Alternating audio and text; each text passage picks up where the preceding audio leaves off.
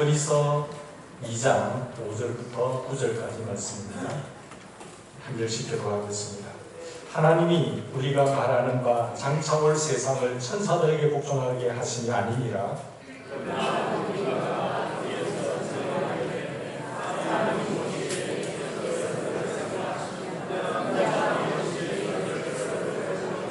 그를 잠시 동안 천사보다 못하게 하시며 영광과 존귀로 관을 씌우시며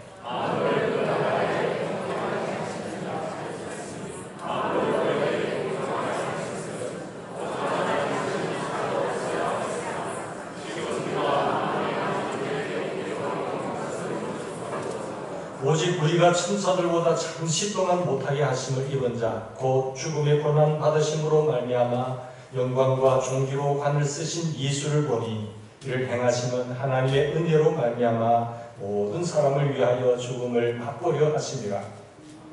아멘. 우리 지난 시간에 그 말씀을 생각해 보면 사람들 이같이 큰 구원을 우리가 잘 생각하고 하나님도 정언한 이 같은 큰 구원을 등한시 여기지 말라고 했습니다. 그렇죠? 등한시 여기지 말고 하나님의 말씀을 우리 마음에 물려내라. 그리고 떠내려가지 않게 인생이 되어야 된다 했습니다. 이 같은 놀라운 구원을 등한히 여기면 천사들을 통해서 주신 그 옛 말씀들을 율법의 징계를 받은 것처럼 우리도 그렇게 기쁨을 국금의 인생을 살지 못한다고 말했습니다. 그래서 절대로 떠내려가는 인생이 아니라 여러 세상의 시간의 조류, 익숙함의 조류, 육체의 조류, 세상의 조류 이런 그게 떠내려가지 않도록 잘 유념해 마음에 새기고 듣고 지키고 행하라는 거죠. 이 구원. 근데 이 놀라운 구원이 5절에 보시면 하나님 우리에게 말한 바 장차 올 세상을 천사들에게 복종하게 하지 아니하시고 천사들에게 복종하게 하지 아니하시고 예수 그리스도를 통하여 복종하게 하심을 말미암아 우리에게 구원, 회복의 기쁨을 주셨다라고 말하고 있습니다. 이 주님께서 피 흘려 죄의 죽으심으로 말미암아 우리에게 상실된 이 영광들을 회복하신 그 놀라운 구원을 끝까지 지키는 저와 여러분 되길 바랍니다. 하나님은 이 보면은 영광과 존귀로 관을 씌우셨다 하는 말씀은 본문 핵심 구절이에요. 구절 말씀. 그래서 예수님께서 어떻게 영광과 존귀의 관을 쓰셨느냐? 그 영광과 존귀의 관을 어떻게 쓰셨죠? 죽음으로 말미암아. 근데 죽으면은 사망의 관이고 실패의 관이잖아요. 근데 죽었는데 무슨 영광의 관, 존귀의 관을 쓰셨단 말입니까? 사망의 관, 멸망의 관, 실패의 관 아니에요? 역설하고 있는 거죠. 죽으심으로 말미암아 영광과 존귀의 관을 쓰신 예수를 보라. 하나님이 전언하고 있잖아요. 우리 5절에 보시면 하나님이 우리에게 말하는 바 장차 올 세상, 장차 올 세상을 천사들에게 복종하게 하지 아니하셨고 예수 그리스도 자기 아들에게 나타내셨다. 이게 보통 사람들 보면 시간적으로 볼 때 이 세상에 관심을 많이 갖죠. 하나님의 관심은 올 세상, 즉 올 세상을 차지하기 위해서 그 영광과 존귀의 관을 쓰게 하기 위해서 천사들에게 복종하게 하지 아니하시고 예수를 통해서 주님이 그 아들이 복종함으로 영광을 받았던 것처럼 우리도 복종함으로 그 관을 쓰기를 원한다는 겁니다. 세상의 많은 일반적인 사람들은요, 이 세상의 모든 것을 집착하고 있습니다. 이 세상에 관심을 두고 있죠. 그래서 지금도 먹고 살기 바쁜데 죽어서 갈 세상에 무슨 그 내세에 신경 쓸 시간이 어디 있냐 말이에요. 지금 먹고 살기도 바쁜데 뭐 죽어서 갈 세상을 염두에 두고 신경을 쓰고 산다고? 그렇게 말하고 있습니다. 5절 말씀 보세요. 근데 본문은 5절에 보면 장차 올 세상이라는 말을 했잖아요. 우리 성경에는 장차 올 세상이라고 하지만 히브리어, 헬라어 신약성경 본문에 보면은 그냥 올 세상에 대해서 생각하는 자가 되라 라고 말하고 있는 것입니다. 이 세상은 죄와 죽음입니다. 잠시 즐거움이 있다고 할지라도 죄와 죽음으로 끝나는 거예요. 그러나 올 세상은 영원한 의와 복과 생명으로 가득 찬 세상이다 라고 말씀하고 있는 것이죠. 여러분 구약 성경을 보면 말세가 온다고 이야기하고 있잖아요. 그 말세는 언제입니까? 예수님께서 오신 초림부터 예수님의 재림 사이 기간을 말세라고 이야기하죠. 그런데 이 말세의 기간에는 지금 이 세상과 옛 세상과 올 세상이 겹쳐 있죠. 예수님이 재림하시면 올 세상으로 이어지지만, 그러나 이 세상이라고 하는 것은 얼마 되지 않습니다. 내 인생으로 볼 때는 길어야 100세, 100년. 그죠? 그러나 올 세상은 하나님이 예비하신 세상은 영원한 세상입니다. 그러니까 사람들은 지금 내가 이 세상에 살기 때문에 이 세상에 대다수의 사람들이 여기에 관심을 갖고 노력을 하고 애를 쓴다는 겁니다. 그러나 지혜로운 사람들은 올 세상에 대해서 염두에 두시오. 미래를 염두에 두시오. 공부하는 학생들도 내가 70년, 80년을 더욱더 복되게 살게 하기 위해서 20년의 이 세상에 자기가 가지고 있는 것에 집착하지 않고 이 70년을 바라보면서 올 세상을 생각하면서 준비하는 학생은 이 70년의 삶이 좋은 세상이 열리겠지만, 특별한 예배 숫자를 제외하고 대부분의 사람들이 이 시간을 놓쳐버리면 70년의 생이 피곤한 생활을 줬다. 이 세상이 이치도 그런데 주님께서 말씀하신 이 세상에만 집착하며 살다가 영원한 올 세상에 대해서 미련 떠는 그런 인생이 되지 말라는 겁니다. 그래서 이 세상이 있지만은 반드시 하나님께서 말씀하시기를 올 세상이 있다라는 것을 우리가 마음에 생각하는, 이것을 눈에 두고 살아가는 저와 여러분 되길 바랍니다.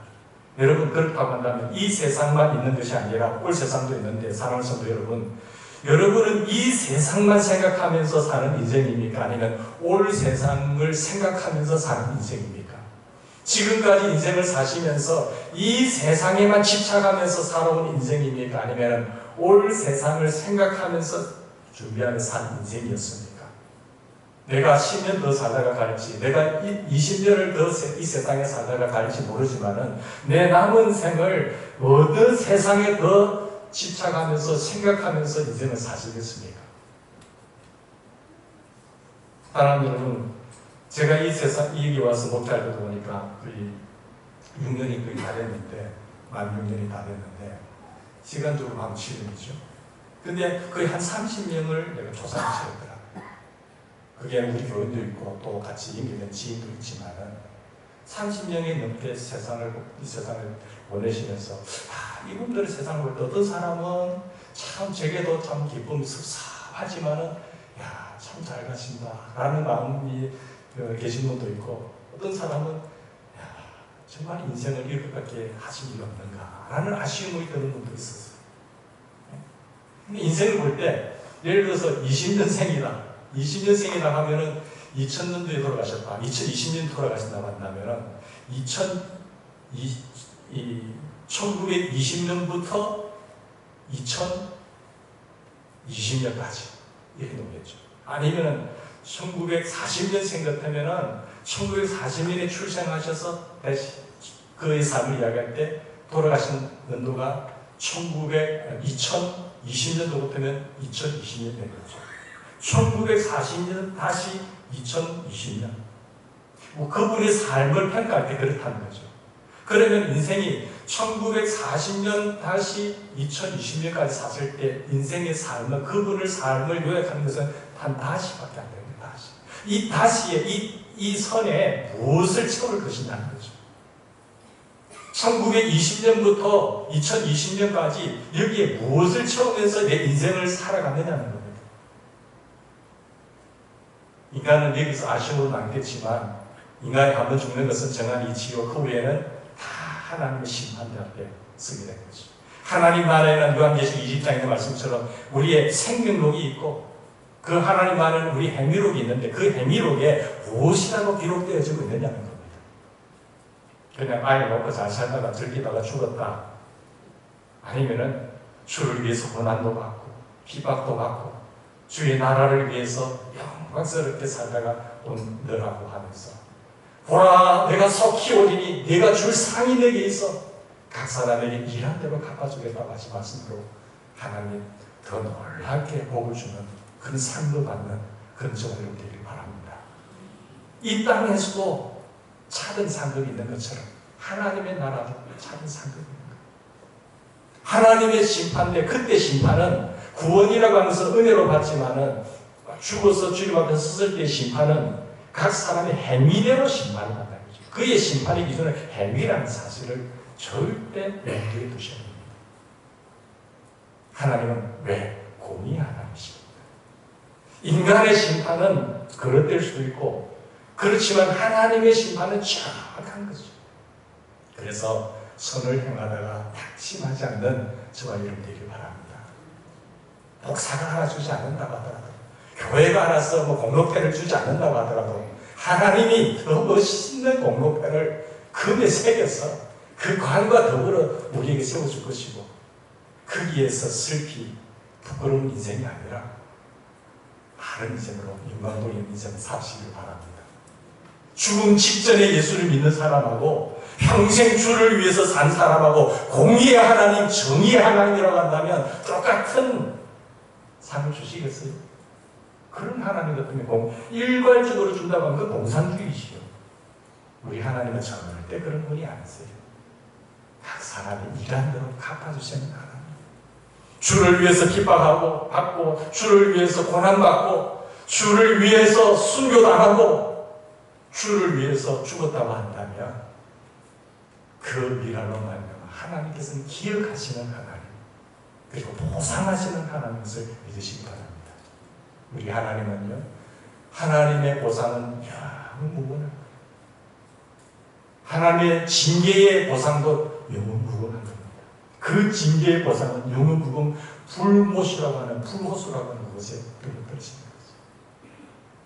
주의 은혜로 구원받은 우리들은 우리가 바라보아야 할 인생은 내가 살아야 할 인생은 이 세상에만 집착하지 않고 저 영원한 올 세상 주님 예비하신 세상을 위해서 살아가는 저와 여러분 되기를 바랍니다. 그렇게 살 때에 이 세상에서도 하나님은 부분적으로 보상하시는 하나님이세요. 심는 대로 거두게 하시는 하나님이세요. 무엇보다도 정확하시고 공의로우신 그 하나님이 기억하시는 인생 되시기를 간절히 바랍니다. 사랑하는 여러분, 시간적으로 올 세상의 관점을 가져야 저 세상을, 올 세상을 생각하면서 살아야 인생을 제대로 살 수가 있습니다. 이 세상에만 바라보고 이 시간적인 관점에만 집착한다고 한다면 그 인생은 별로 많은 사람들에게 하나님의 관점에서 볼 때도 별로 유익한 인생이 아니에요. 뿐만 아니라 공간적으로 볼 때도 우주적인 관점에서 바라보셔야 돼요. 인생을 사실 때 우주적인 관점, 그래야 멋진 인생을 살 수 있습니다. 몇 년도부터 몇 년까지 사시다 가시다가 이 다시에 채울 수 있는 인생은 시간적으로나 미래적 인생을 바라보면서 저 세상을 바라보면서 살 뿐만 아니라 공간적 우주적 관점에서 바라볼 때 멋있는 인생을 펼쳐나갈 수 있는 거죠. 오늘 6절에서 8절까지 보시면 사람이 무엇이기에 주께서 그를 생각하시며 인자가 무엇이기에 그를 생각하시나이까. 정말로 하나님께서 그를 잠시 동안 천사보다 못하게 하시니 영광과 존귀의 관을 씌우시고 만물을 그 발 아래 복종하게 하신다니라 하셨습니다. 이것은 이 다윗이 읊은 시편 8편 말씀을 인용한 구절이잖아요. 시편 8편의 내용을 보시면 다윗이 저 하늘과 저 별들을 바라볼 때에 이 우주의적인 관점에서 볼 때 하나님 제가 무엇이간데 저를 생각하시나이까. 저 하늘의 별들의 수많은 별, 인간이 육안으로 관찰할 수 있는 게 1600개입니다. 이 우주를 볼 때 나라고 하는 존재가 무엇입니까? 약한 존재. 지구의 우주에 되는 지구가 먼지밖에 되지 않지만 이 먼지밖에 되지 않는 인생이 제일 가까운 우주별이 빛의 속도로 갔을 때 4광년이 걸린다고 합니다. 빛의 속도로 가야 4년이 걸려야 그게 돌아가는 그 우주의 세계에서 내 인생을 바라볼 때에 크기 작지만 나를 생각하시니 얼마나 아름다운 거죠. 그렇게 볼 때 우리는 아무것도 아니라는 거죠. 그러나 하나님께서 내가 다윗이 달과 별을 보면서 태양을 보면서 우주를 거친 관점에서 볼 때 하나님이 나를 기억하시고 그게 손바닥에 새겼다고 한다면 나는 중요한 존재라는 사실입니다.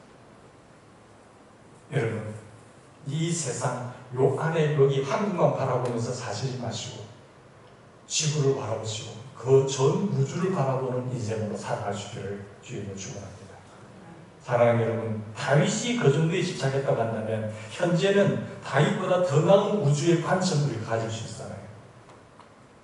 그냥 내 육안으로 보는 인생이 아니라 우주의 세계가 아니라 지금 우주 비행사들이 달에도 가고 다른 우주도 가는 것처럼 그들이 우주 비행사들이 우주적인 그 지구를 벗어난 세계에서 지구를 바라봤을 때 뭐라고 하고 있나 이런 걸 알 수 있잖아요. 프랭크 보만은 지구 24만 마일 떨어진 달에서 지구를 보고 지구는 작은 몸과 같다고 했어요. 그리고 암스트롱은 지구를 작은 땅콩과 같다, 아름다운 땅콩과 같다, 완두콩과 같다.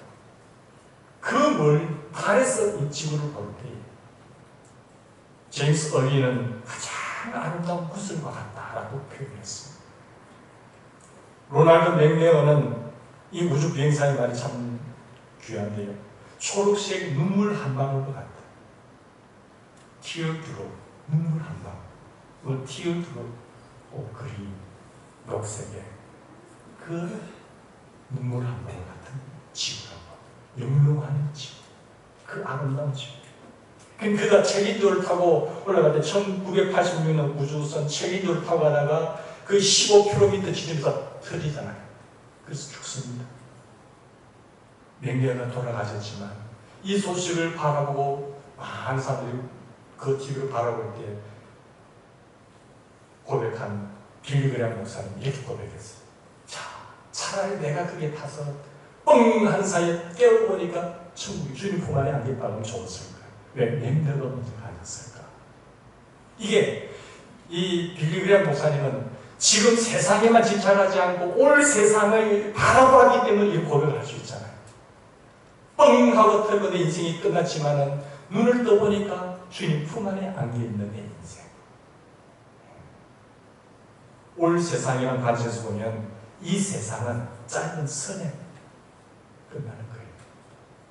우주의 관점에서 보면 지구는 초록색의 눈물 한 방울 같은 인생입니다. 근데 다윗은 내가 하늘을 바라보니 저 별들을 바라보니 주께서 나를 생각하시는 것이 얼마나 기가 막힌지. 사랑하는 여러분, 여러분의 삶 전체가 선 하나와 같다는 것을 생각하신다고 한다면 다른 사람들과 아둥바둥 싸우면서 사시겠어요? 그 짧은 인생입니다. 뭘 이렇게 아둥바둥 하면서 살 이유가 있겠습니까? 우리가 사는 지구가 눈물 한 방울에 초록색의 눈물 한 방울 같은 영롱하게 빛나는 그런 같은 세상에 살고 있다면 내가 한번 지구를 벗어나서 이 우주를 바라봤다고 한다면 그렇게 부정부패하면서 뭐 잘 살겠다고 무슨 권력을 가지겠다고 하시겠어요? 원수가 되어서 싸우겠어요? 그렇게 할 수 없다는 거죠. 마음이 커지면 그런 것은 아주 하찮은 것에 불과하다는 것입니다. 넓은 우주 공간에서 인생은 정말 초라한 존재구나. 넓은 우주적인 관점에서 보니까 정말 인생은 하나의 적이구나. 눈물 한 방울밖에 되지 않는 작은 존재구나. 다윗은 이런 생각과 함께 정반대의 생각을 또 해봤어요. 정반대의 생각을 해보니까 정말 인생이 미물에 그치는 작은 존재이지만 지구라는 것도 작은 것이지만 하나님께서 창조하셨을 때 인간의 모습은 어떤 존재냐?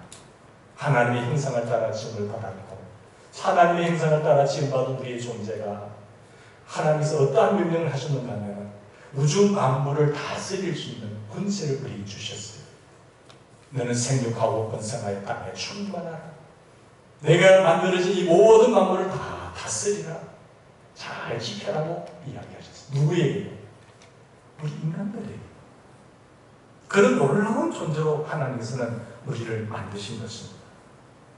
여러분, 이런 질문을 드리겠습니다. 우리 인간이 정말 만물을 다스리고 있는지, 하나님이 명령하신 이 만물을 잘 다스리고 있습니까? 과학적인 발전에, 과학의 발전의 관점에서 본다고 한다면 이야, 정말 사람이니까 이걸 다스린다.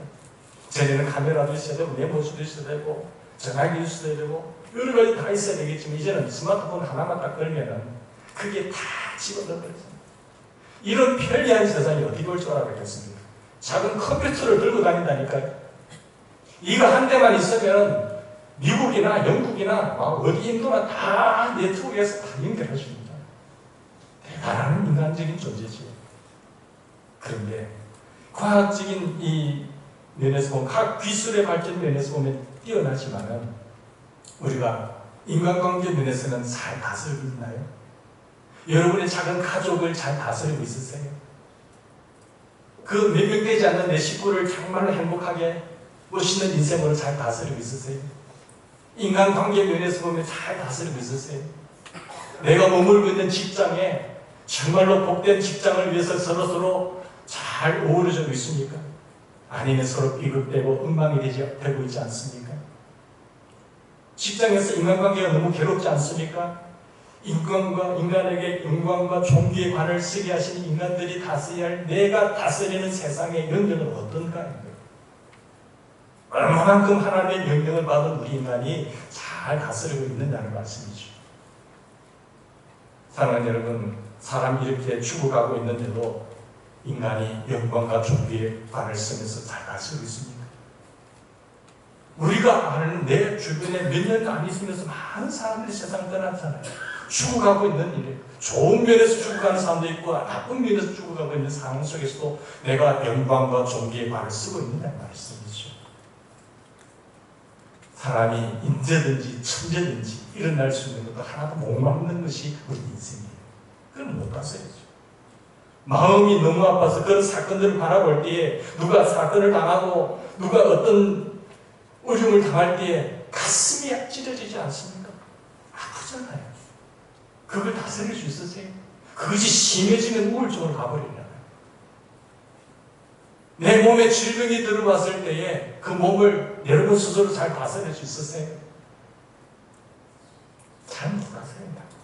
사건이 터질 때에 오늘 내 앞에 사건이 안 터지라는 것을 보장하십니까? 내가 오늘 건강한 몸을 있지만 내일 무슨 사건이 내게 터질지 차를 몰고 가면서 내가 일을 하면서 무슨 사건이 터질지 어떻게 압니까? 그걸 다스릴 수 있으세요? 그만큼 인간한 존재죠. 사랑하는 여러분, 인간은 지금 영광과 존귀로 관을 쓰고 있지 못합니다.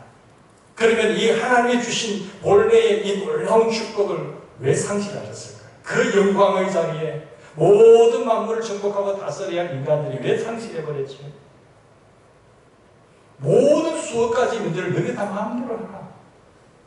그러나 너는 피조물이라는 사실을 기억하고 너가 주신 내가 너를 로봇으로 만들지 않고 내게 인간의 자유의지를 줬는데 너는 나만을 기억해라고 하는 사실을 잃어버렸죠. 그와 동시에 우리는 다 잃어버렸어요. 그 놀라운 축복의 자리를 다 상실해버렸어요. 왜 상실했을까요? 인류의 첫 번째 대표 아담이 죄를 지어서 모든 인간 전체가 그 피가 받은 모든 인간 전체가 영광과 존귀의 관을 다 상실해버렸습니다.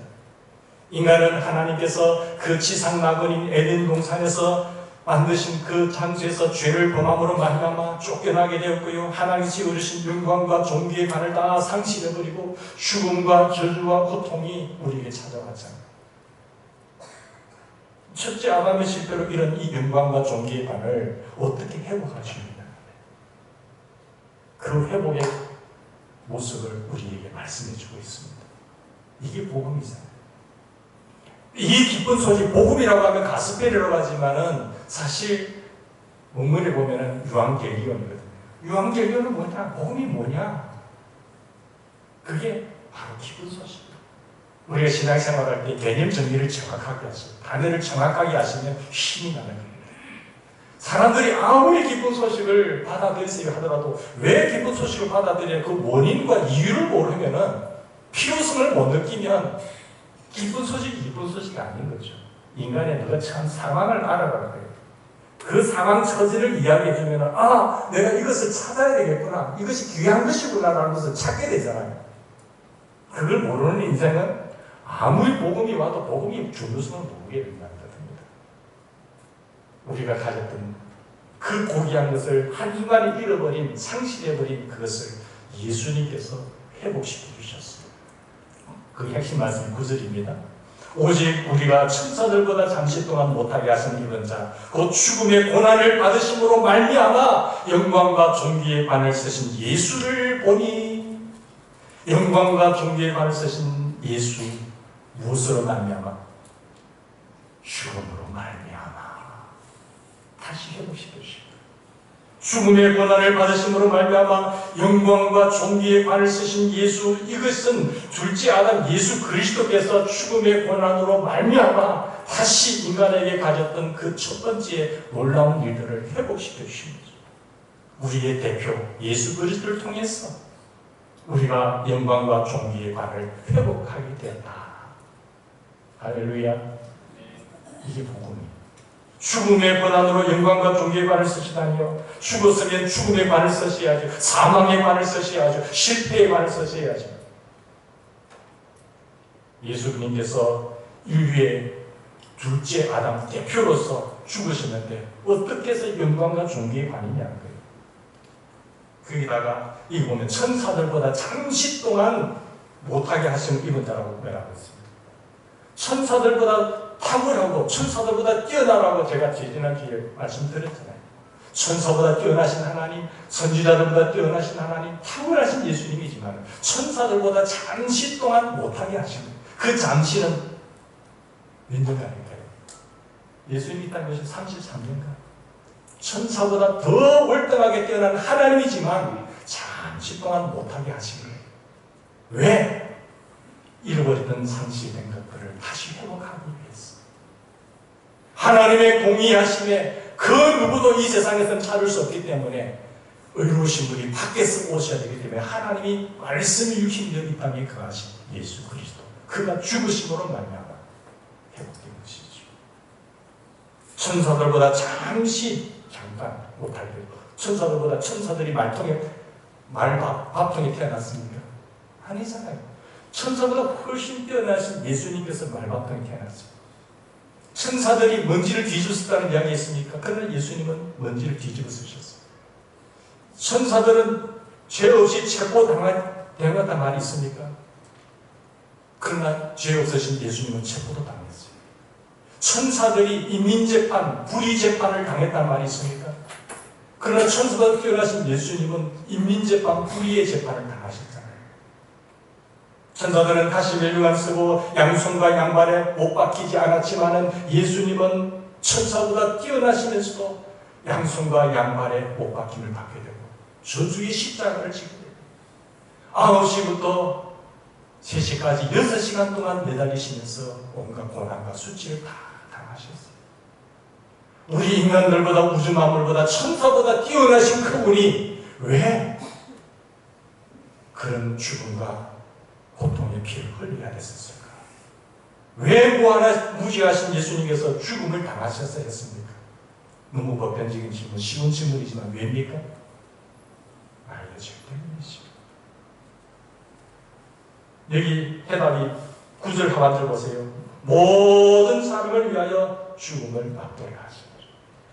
저뿐만 아니라 인간의 저주와 그 하나의 영광을 잃어버린 모든 저주받은 인간을 위하여 모든 사람을 위하여 죽음을 맛보게 하십니다. 모든 사람을 위하여 죽으셨어요. 여러분과 저를 위하여 예수님은 죽으셨어요. 천사보다 뛰어나잖아요. 예수님께서 왜 여러분과 저를 위하여 죽으셨습니까? 무엇 때문에 죽으셨어요? 대답해 보세요. 여러분 17절 말씀, 그 부분에 답이 있습니다. 백성의 죄를 속량하려 하십니다. 모든 사람의 모든 백성의 죄를 속량하려 하십니다. 예수님께서 저와 여러분 하나님의 백성 전체의 죄를 속량하시려고 십자가에 죽으셨다는 거죠. 여기서 죽음을 맛보셨다는 말이 이해가 되십니까? 든다. 찌꺼기 하나 남김없이 우리의 죄를 깨끗하게 처리하셨어요.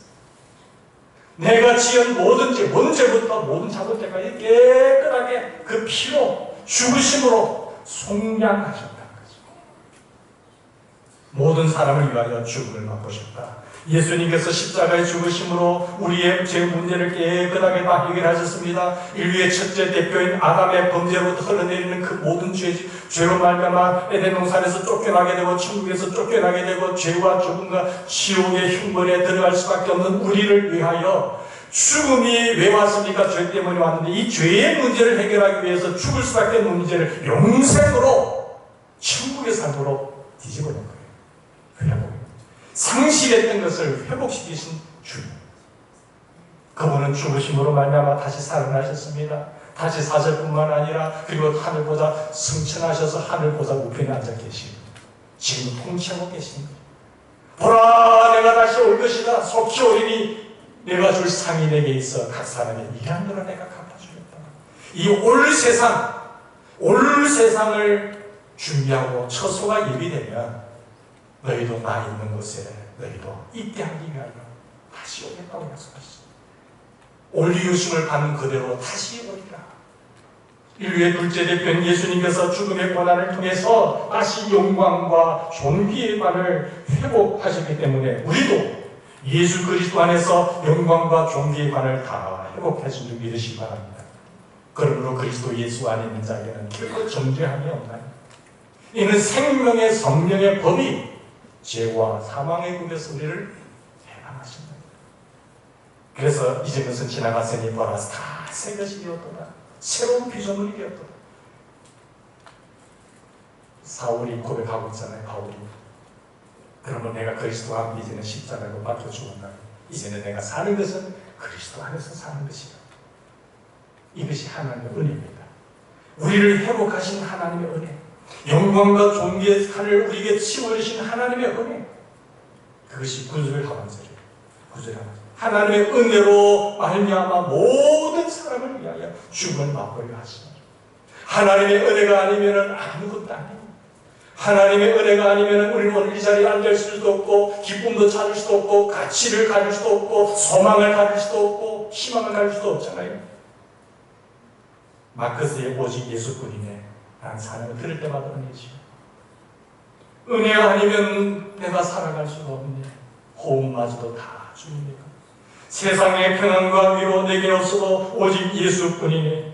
은혜 아니면 살아갈 수가 없네. 호흡마저도 다 주님이다. 세상 평안과 위로 내게 없어도 오직 예수님뿐. 크신 계획 볼 수도 없고 작은 고난이 지쳐도 죽게 묶인 나의 모든 삶 버티고 견디게 하시네. 은혜 아니면 살 수가 다 하나님의 은혜가 되지.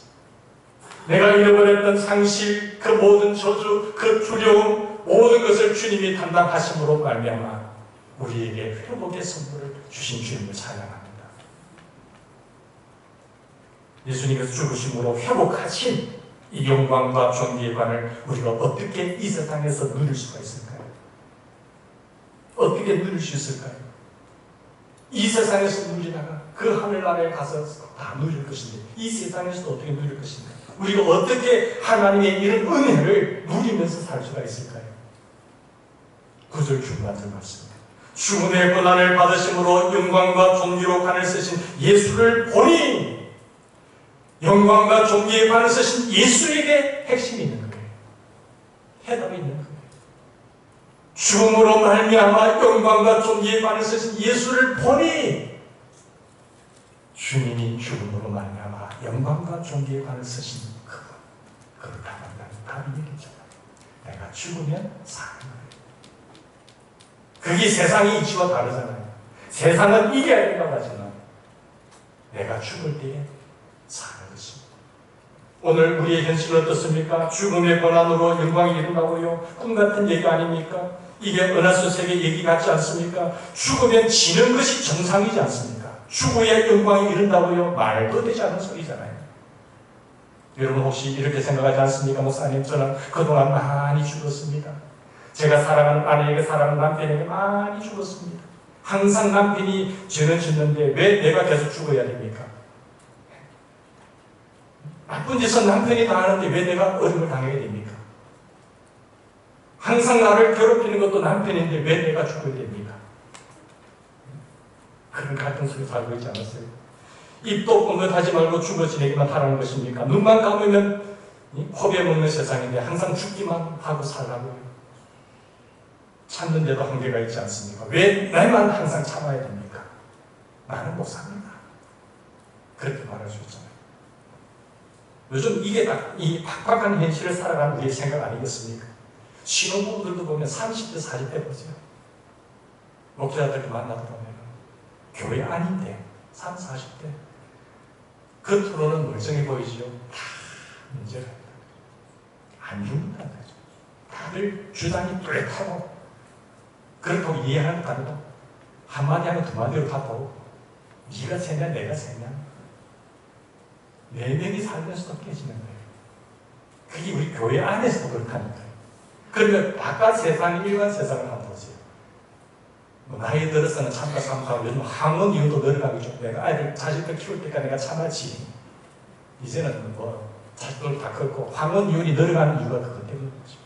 그런데 젊은 신혼부부들은 괜찮느냐? 30, 40대 친구들 속을 한번 들어봤어요. 제가 말을 다 할 수는 없어요. 목회자들 설교를 들어보면 기가 막힙니다. 기가 막혀. 사랑하는 여러분, 여기에 비결이 있습니다. 내가 안 죽으면 다 해결이 안 되는 거예요. 내가 안 죽으면. 내가 안 죽고 버티면 그 고민 때문에 내가 사는 것 같지만 내 몸이 아파요. 내 정신이 고민을 당합니다. 심하면 우울증까지 오게 되는 거죠. 정신이 파괴되죠. 심하면 그것이 몸이 아픈 모습이 다 드러나게 되죠. 감당할 수가 없잖아요. 정신이 정상이 아니죠. 겉은 멀쩡한데 속은 다 썩어 들어가는 거예요. 내가 안 죽으면 버티는 것만큼 죽어 들어가는 거예요. 내가 죽으려면 안 되잖아요. 그러면 내가 이기려고 애쓰는 것만큼 내가 사느냐? 내 자신이 죽고 다른 사람도 못 살리는 거죠. 근데 내가 죽으면 내가 살아납니다. 몸에서 살아나고 정신세계에서 자유함을 누리게 되는 거예요. 내가 저 사람을 밟아야지 하늘은 지는 겁니다. 벌써. 내 자신이 벌써 알고 정신적인 고통과 육체적인 고통이 벌써 알아요. 그러면 내 몸이 망가질 겁니다. 사랑하는 여러분, 내가 안 죽으면 다 해결되는 것이 아니고 내가 안 죽으면 나부터 몸의 병과 마음의 병이 든다는 것을 말하고 있죠. 내가 안 죽으면 나부터 손해를 보는 것이에요. 그게 주님의 말씀입니다.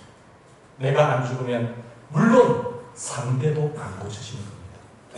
죽음의 권한으로 영광과 존귀에 관해 쓰신 예수를 보라 할 때 이렇게 해야 된다는 거지. 무엇이 승리입니까? 사랑하는 여러분, 일체의 주님의 죽으라는 것이 이걸 다 물고 있으나 이것만으로 안 되죠. 내가 죽어야 산다. 내 생각의 틀을 바꾸는 것이죠. 항상 나만 죽는 것 같지만 내가 죽으면 예수의 생명이 내 속에 들어와서 그 수액으로 말미암아 과지의 열매가 맺히는 겁니다. 서로 버티고 싸우는 것만큼 파괴가 되는 거죠. 다 파괴가 돼요. 직장이면 직장이 파괴돼요. 가정이 먹는 건 가정이 파괴돼요. 자식과 부모 사이가 파괴돼요. 그게 이기려고 합니다. 내가 죽으면 예수의 생명이 들어옵니다. 그 예수의 생명 때문에 내게 점점 더 여유가 생기는 거죠. 내가 살면 그 생명의 수익이 옆으로 흘러가서 상대로 살아나게 되는 것이죠. 그리고 품을 수 있는 거죠. 품을 뿐만 아니라 상대를 불쌍히 여길 줄도 알고 그를 위해서 기도할 수가 있는 것입니다. 내가 상대를 봤는데 기도가 안 된다. 내가 품는 마음이 없다. 불쌍히 여길 마음이 없다. 그것은 내가 나를 버티고 싸우고 애를 쓰는 거예요. 그러면 본인도 죽고 상대방은 절대 변화가 되지 않는 거죠. 내가 죽으면 예수 그리스도의 생명의 수액이 내 속에 용솟은 치기 때문에 내가 예수처럼 죽으면 내가 예수처럼 사는 것이 이게 답이에요.